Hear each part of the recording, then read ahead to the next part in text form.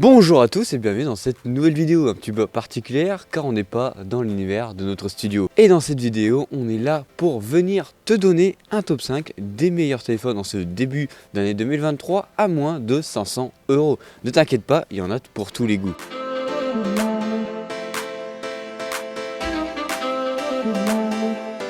Je vous cache pas qu'il fait un petit peu froid, alors pour essayer de me réchauffer un petit peu, n'hésite pas à cliquer sur le bouton s'abonner et à mettre un commentaire pour donner ton avis sur les téléphones qui seront présentés dans cette vidéo et surtout les téléphones que tu conseillerais à d'autres utilisateurs qui chercheraient le bon téléphone en dessous des 500 €. Bien sûr, tu auras en description toutes les fiches techniques avec un lien d'affiliation qui te redirigeront directement vers le produit, car dans cette vidéo on va pas parler de fiches techniques, on va venir parler des plus et des moins de chaque téléphone. Alors pour ce premier téléphone, on va parler de quoi? Du Samsung Galaxy A53 5G, un téléphone que j'ai pu déjà essayer sur la chaîne, ça s'affichera juste ici.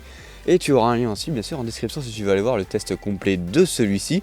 Alors c'est pour ma part le téléphone le plus équilibré de ce test, pas le moins puissant, pas le plus performant, mais le plus équilibré dans toutes les situations. Alors dans ces plus, on aura quoi? La qualité de fabrication, on a excellent écran, l'interface Samsung One UI qui est pour ma part la plus belle, la plus optimisée sur Android.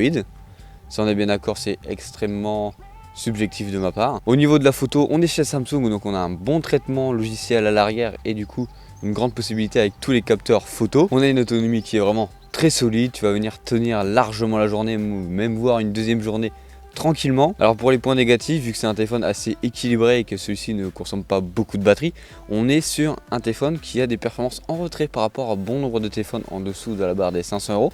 Mais ne t'inquiète pas, tu vas pouvoir quand même jouer à tous tes jeux préférés. Autre gros défaut majeur, mais c'est quand même le défaut majeur de tous les téléphones Samsung, on a une recharge assez lente.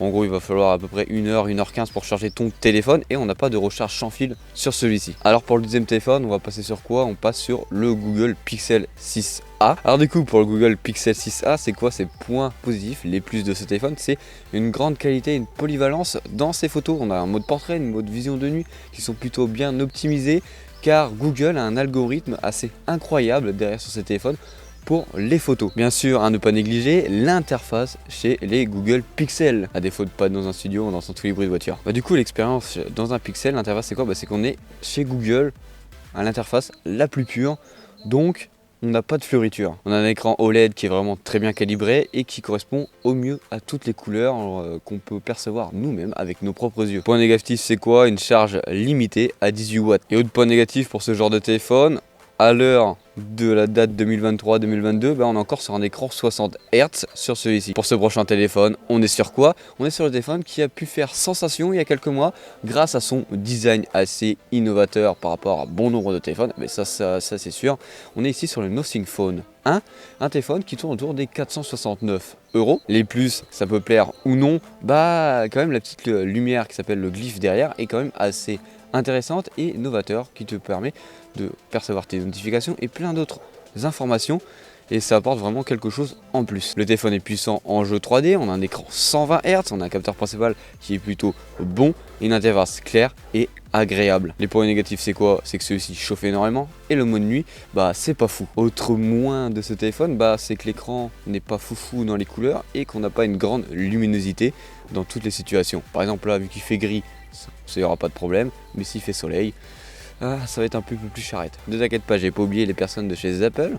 Je vais te présenter et surtout te parler de l'iPhone 12 mini qui est pour ma foi un des téléphones les plus optimisés en dessous des 500 € chez Apple. On a un format qui est séduisant, c'est normal, c'est le même format depuis quelques années qui ne change pas énormément mais qui plaît à la communauté Apple. Du coup, un format classique et pur qui ne va pas perdre une trace de vieillesse au fil du temps. Dans les autres plus, on a quoi? Un écran OLED qui est extrêmement bien calibré, des excellentes photos de jour, des performances plus qu'agréables et performantes dans tous les jeux. On a un téléphone ici compatible 5G et surtout IP68. Les points faibles c'est quoi de ce téléphone? C'est qu'on a une autonomie assez faible, on n'a pas de chargeur dans la boîte, un temps de charge plus long que chez la concurrence. Dès qu'il commence à faire nuit, on commence à avoir des photos qui commencent à être un peu floues. Et pour ce dernier téléphone, on va venir parler d'un téléphone qui est sorti très récemment de chez Xiaomi, c'est le Redmi Note 11 Pro 5G, qui a des bonnes performances pour les jeux, une charge très rapide parce qu'ici on est sur quoi?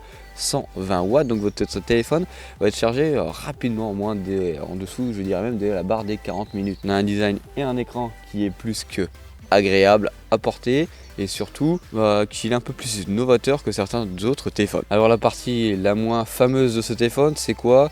C'est pas assez de polyvalence en photo. Même si on a un bon capteur principal, l'ensemble de l'homogénéité des appareils photo n'est pas en accord avec tous les appareils photo sur l'appareil. Donc c'est un des seuls points non positifs qu'on pourrait retrouver à ce téléphone. Alors en tout cas, j'espère que cette vidéo t'aura plu dans ce décor un peu plus innovant. Et t'inquiète pas, ça va pas se reproduire parce que je te garantis qu'il fait extrêmement froid. Et c'est juste deux passages. Et surtout, regardez-moi, écoutez-moi ces oiseaux. En tout cas, j'espère qu'on peut l'entendre avec le micro-cravate. Allez, c'était Hugo sur la chaîne Gigatop. Bisous.